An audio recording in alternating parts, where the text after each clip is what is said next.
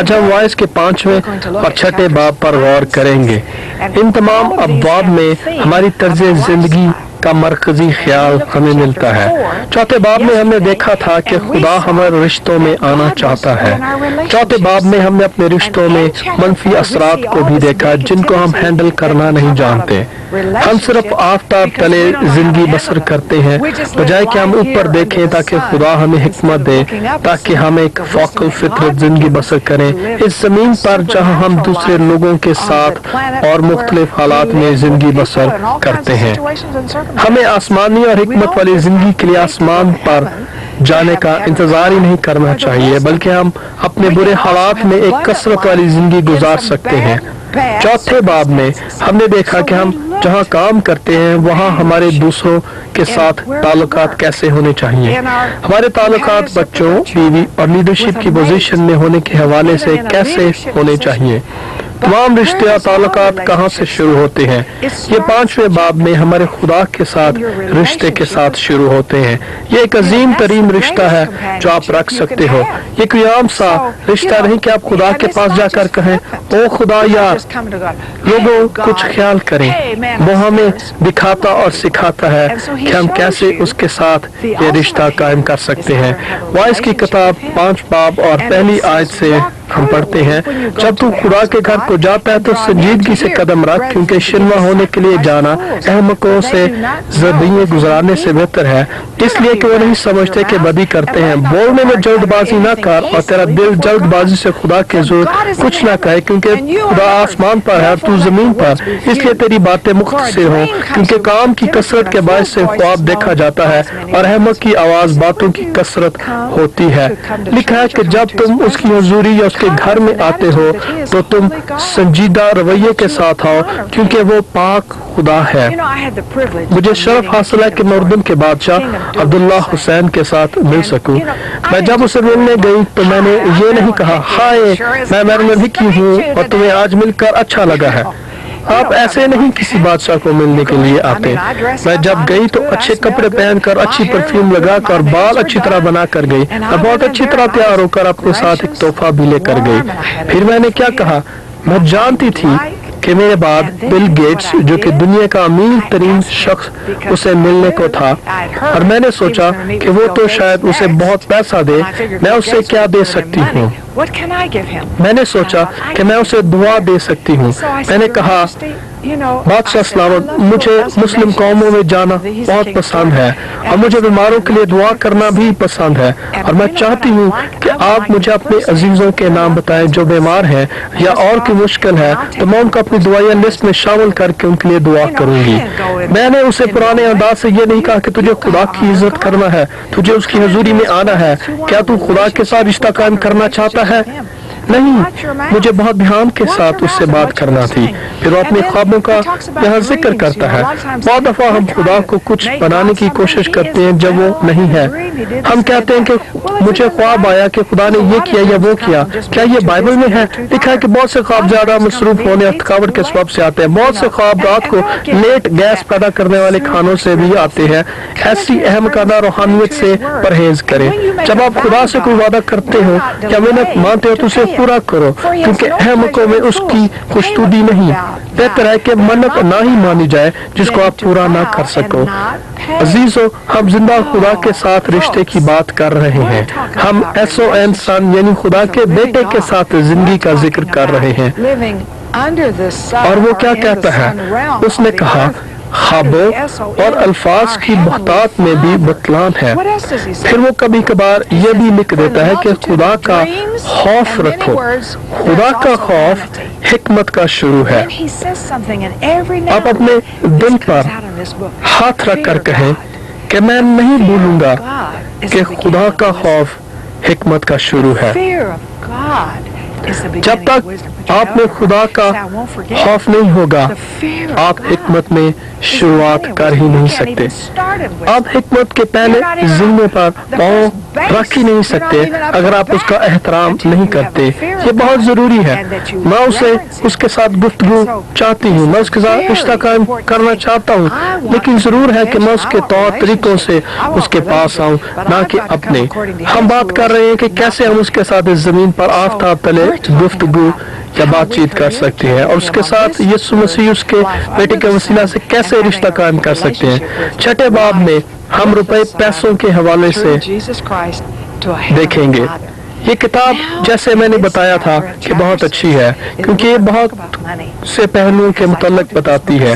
मैं आपकी हौसला अफजाई करती हूँ कि आप इस किताब को जरूर पढ़ें। आप हमसे राब्ता कायम कर सकते हैं और बताएं कि मैं वाइस के 12 अबवाब को पढ़ रहा हूँ क्योंकि मैं हिकमत के इन 12 निशानात को अपनी जिंदगी में चाहता हूँ। आए रुपए पैसों के हवाले से जरा मुख्तलिफ अंदाज से गौर करें। जो खुदा का कलाम कहता है मेरी निगाह उस पर है। ये किताब सारी जिंदगी की एक तस्वीर है। जिंदगी का लुत्फ सारी तस्वीर को देखते हुए उठाना है। लिखा है 5 बाब 10 आयत में, ज़र दोस्त रुपए से आसूदा न होगा और दौलत का चाहने वाला उसके बढ़ने से सेर न होगा। ये भी बुतलान है।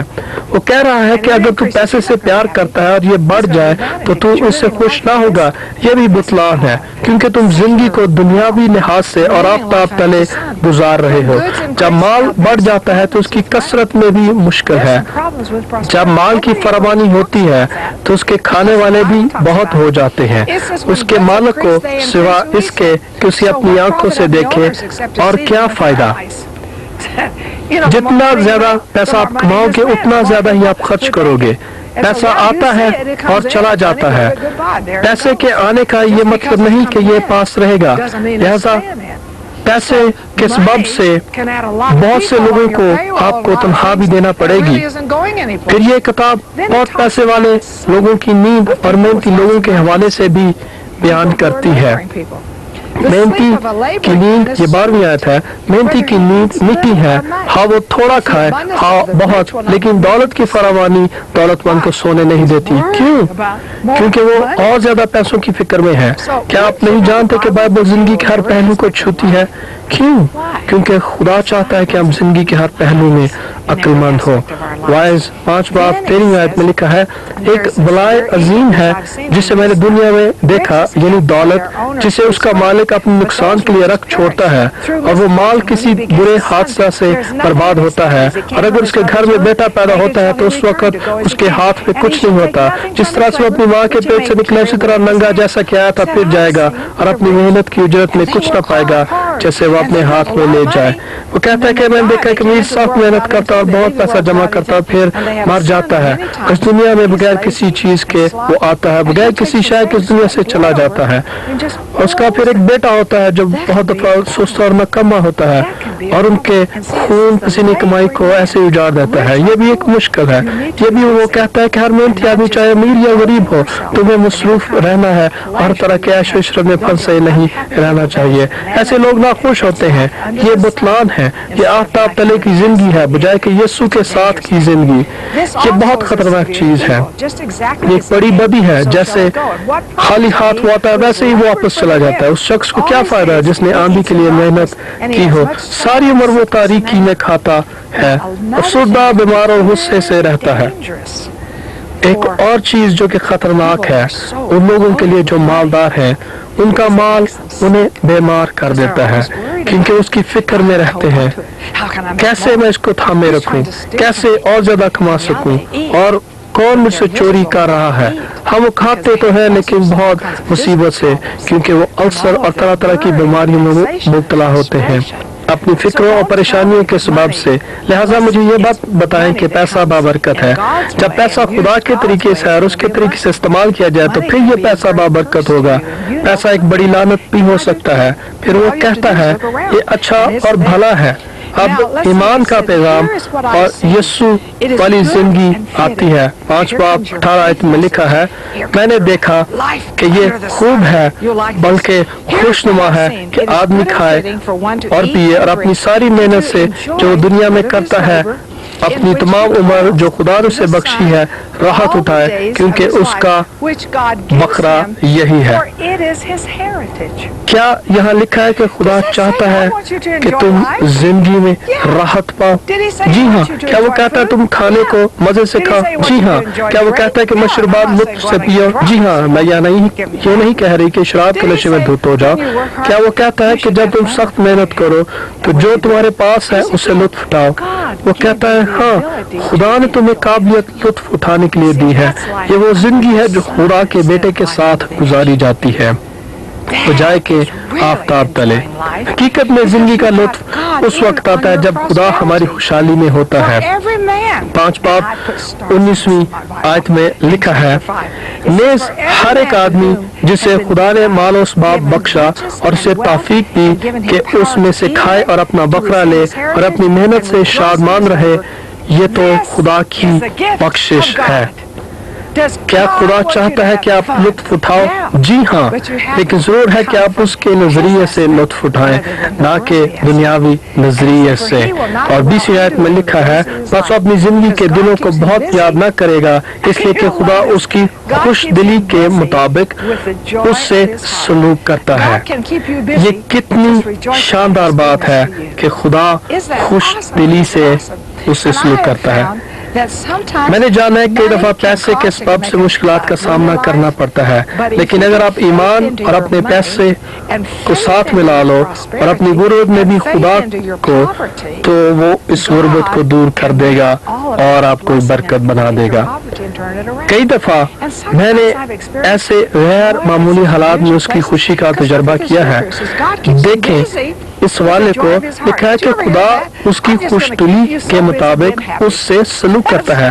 क्या कभी आपने ये पहले सुना कि खुदा खुश दिली देता है, खुदा खुशी देता है? ये वाइज कहता है। हमने सोच रखा था कि ये एक मनफी किताब है, लेकिन ये बाइबल एक ईमान से भरी हुई किताब है। एक दफा मुझे याद है कि मैं चीन में थी। उस वक्त चीन में हम बाइबलें स्मगल कर रहे थे। मैं एक ट्रेन स्टेशन पर थी। चीन के ट्रेन स्टेशन खचाखच भरे होते हैं। मैं वहाँ एक और शख्स के साथ खड़ी थी। हम खुफिया चर्च में वहाँ खिदमत कर रहे थे। चीनी लोग ओपेरा म्यूजिक बहुत पसंद करते हैं। मैं वहाँ खड़ी थी, सबके काले बाल थे, सब मुझसे मुख्तलिफ नजर आते थे। मैं ही अकेली मगरबी औरत वहाँ थी। मेरे साथ एक चीनी मसीही था। जैसे वो म्यूजिक वहाँ बज रहा था, एकदम मैंने महसूस किया कि मैं खुदा की हुजूरी में हूँ, और मैंने महसूस किया कि मैं भी एक चीनी हूँ। मैंने महसूस किया कि मुझ में चीन की खुशी है और मैं उस खुशी से फूले न समाती थी। ये क्या था? मैं कोई चीनी कपड़े नहीं खरीद रही थी जिसमें कोई खराबी नहीं। मुझे ऐसी चीजें अच्छी लगती हैं, लेकिन खुदा ने मुझे ऐसे ही खुश रखा। मैं 24 मरतबा चीन जा चुकी हूँ। जब मैं जाती हूँ तो वो खुशी मुझ में उभरना शुरू हो जाती है। ये कितनी शानदार बात है कि वो आपको खुश रहने में मसरूफ रखता है। हमें अफसरदा और मुसीबत ज़्यादा नहीं होना। वो हमें हमारी मेहनत में लुत्फ का तोहफा देता है। वो हमारे खाने पीने के मजे का भी तोहफा देता है। मैं आपको एक और वाकया सुनाना चाहती हूँ। मैं एल साल्वाडोर में थी। ये बहुत सालों की बात है। हम जंगलों में से होकर सफर कर रहे थे, क्योंकि वहाँ कॉन्ट्रास और सैंडिनिस्टास के दरमियान जंग हो रही थी, और हम लोगों की इमदाद के लिए जा रहे थे जो कैंपों में रह रहे थे। हम खाना और कपड़े साथ लेकर जा रहे थे। मैं एक नौजवान के साथ थी जो अमेरिका से था। हम जंगल के बीच में से गुजर रहे थे और वहाँ आम लोग बेच रहे थे। वहाँ बहुत नमी वाली गर्मी पड़ रही थी। हमने एक आम लिया। हमने ड्राइवर को कहा कि गाड़ी रोक दे ताकि हम आम खा सकें। वो आम बहुत अच्छे थे। हम गाड़ी से उतरकर आम छील कर आम खाना शुरू कर दिया। उन आमों का जूस हमारे हाथों और मुंह पर भी लग गया। फिर मुझे नहीं पता कि क्या हुआ। खुदावंद की खुशी और शादमानी ने हमें आ पकड़ा। वो नौजवान डांस करना शुरू हो गया। मैं भी खुदावंद में खुशी मना रही थी। मैंने कहा, खुदावंद ये क्या है? इन आमों में क्या था? उन आमों में कुछ नहीं था। ये खुदा था जिसने हमें खुशी दी थी। आप खराब तरीन हालात में से गुजर रहे होंगे, लेकिन खुदा आपको अपनी खुशी से भर देगा। जिस रात को मेरे वालिद हार्ट अटैक के सबब से वफात पा गए, मैं अस्पताल से घर आई तो मेरी वालदा रो रही थी। میں اپنے بیڈ پر چلی گئی اور میں بھی دکھ میں تھی، اور رات کے پہر میں میں جاگ اٹھی اور میں نے کچھ گرماہٹ محسوس کی۔ میں نے اٹھ کر دیکھا تو کہ ایک فرشتہ ہمارے ڈریسر کے ساتھ کھڑا ہوا تھا اور گرماہٹ اس فرشتے میں سے نکل رہی تھی۔ ایسا 2 مرتبہ ہوا۔ میں نے خدا سے پوچھا تو کیوں ایسا کر رہا ہے؟ میرے باپ کی وفات پر کیوں تو مجھے ایسے برکت دے رہا ہے؟ اس نے مجھ سے پھر یہ کہا، خدا نے کہا میں تجھے اس جلال کا تھوڑا سا مزہ دے رہا ہوں جس میں وہ ہے۔ میں اپنے باپ کے جنازے پر گئی۔ میں نہیں کہہ رہی کہ سارے جنازے ایسے ہی میں نے دیکھے ہیں۔ جب میں جنازے پر گئی میری ماں بہت غم زدہ تھی، لیکن میں اپنے باپ کے جنازے پر غم زدہ نہ تھی، کیونکہ اس نے خدا نے مجھے خوشی سے بھر دیا تھا۔ میں کبھی نہیں بھولوں گی کہ جنازہ 24 دسمبر والے دن تھا، اور خادم جس نے منادی کی اس نے بائبل میں سے پڑھا، میں جان نے نئے یروشلم کو دیکھا۔ میرے باپ کا نام جان تھا۔ اس نے پھر کہا جان نئے یروشلم کی سڑکوں پر ٹہل رہا ہے۔ عزیزو، کئی دفعہ خدا ہمیں ہمارے خراب ترین حالات میں خوشی سے بھر دیتا ہے اگر ہم اسے اجازت دیں۔ میں اس کو جلدی سے ختم کروں گی۔ ایمان کی زندگی میں چاہے غربت ہو یا عمارت، کیونکہ خدا مشکل حالات اور خوشحالی دونوں کو استعمال کرتا ہے اگر ہم اسے اپنے حالات میں آنے دیں۔ آفتاب تلے کی زندگی کی خوشحالی آپ کو تباہ کر دے گی، آفتاب تلے کی زندگی کی غربت بھی آپ کو تباہ کر دے گی، لیکن اگر آپ خدا کو اپنی غربت میں لیں گے تو آپ بہت بابرکت ہوں گے۔ جب ہم زندگی پر نگاہ کرتے ہیں تو کون اس کو سمجھ سکتا ہے؟ آپ اس کو سمجھنے کی کوشش نہ ہی کریں تو اچھا ہے۔ چھٹے باب کی 12ویں آیت میں جو لکھا ہے مجھے بہت پسند ہے، کیونکہ کون جانتا ہے کہ انسان کے لیے اس کی زندگی میں، یعنی اس کی باطل زندگی کے تمام ایام میں جن کو وہ پرچھائی کی مانند بسر کرتا ہے، کون سی چیز فائدہ مند دیتا ہے؟ کیونکہ انسان کو کون بتا سکتا ہے کہ اس کے بعد دنیا میں یا آفتاب تلے کیا واقعہ ہوگا؟ آپ نہیں جانتے، اس لیے سب لوگ گیس کرنے کی کوشش کرتے ہیں۔ کوئی بھی نہیں جانتا کیا ہو رہا ہے، لیکن اگر آپ اپنی زندگی یسوع کے ساتھ گزاریں گے تو ہم جانتے ہیں کہ اس نے ابدیت ہمارے دلوں میں ڈال دی ہے۔ یسوع نے ہمارے لیے قیمت ادا کر دی ہے تاکہ ہم اپنی زندگی پا سکیں۔ اس زندگی میں آپ مختلف موسموں میں سے گزریں گے۔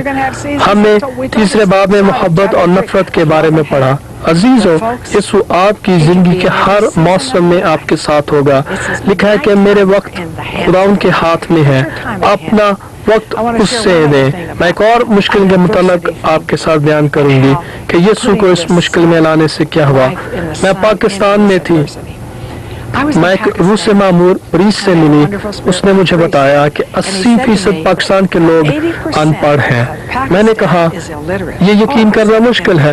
میں نے جانچ پڑتال کی تو یہ درست نکلا کہ 80% پاکستانی عوام ان پڑھ ہیں۔ میں نے پوچھا کیا آپ پھر لوگوں کو بائبل کی تعلیم کیسے دیتے ہیں؟ اس نے بتایا کہ میں ایک گانے والا ہوں، خدا مجھے گیت دیتا ہے۔ ہر اتوار کی صبح جب میں منادی کے لیے جاتا ہوں تو میں کلام کے حوالوں کو گا کر لوگوں کو سکھاتا ہوں۔ چھوٹے سے لے کر بڑے تک سب حوالوں کو سیکھتے ہیں اور 7 دن تک انہیں گاتے رہتے ہیں۔ پھر اس پریسٹ نے کہا میری جماعت بائبل سے اچھی طرح واقف ہے۔ میں نے سوچا واہ، خدا اس جماعت کو خوشی میں مصروف رکھے ہوئے ہیں، خدا کے کلام کو تاریک لمحات میں گانا۔ اور آپ جانتے ہیں کہ پاکستان ہر قسم کے دباؤ کا شکار ہے، لیکن خداوند کی خوشی سے وہ بھرے ہوئے ہیں، کیونکہ ایک پریسٹ SON سن یعنی یسوع کے ساتھ زندگی گزارنے کے لیے تیار ہے، نہ کہ SUN سن یعنی آفتاب تلے۔ آپ کا چناؤ کیا ہے؟ میں بہت خوش ہوں کہ آج آپ نے اس ویڈیو کو دیکھا ہے اور میں جانتی ہوں کہ خدا آپ کو بڑی خاص برکت دینے کو ہے۔ میں آپ کے لیے دعا کرنا چاہتی ہوں۔ مہربانی سے آپ اپنا ہاتھ اپنے دل پر رکھیں۔ آسمانی باپ، میں تیری شکر گزار ہوں ہر ایک کے لیے جو یہ ویڈیو دیکھ رہے ہیں۔ تیری حضوری اس لمحہ ان کے ساتھ ہو۔ اگر انہیں شفا کی ضرورت ہے تو ان کے بدنوں کو شفا دے۔ اگر ان کے دل ٹوٹے ہیں تو ان کے دلوں کو خوشی سے بحال کر۔ اگر ان کے رشتوں میں دراڑیں پڑی ہیں تو ان کو جوڑ۔ اگر ان کے مالی حالات خراب ہیں تو ان کے روپے پیسے پر برکت ڈال اور معجزے کر، یسوع مسیح کے نام سے آمین۔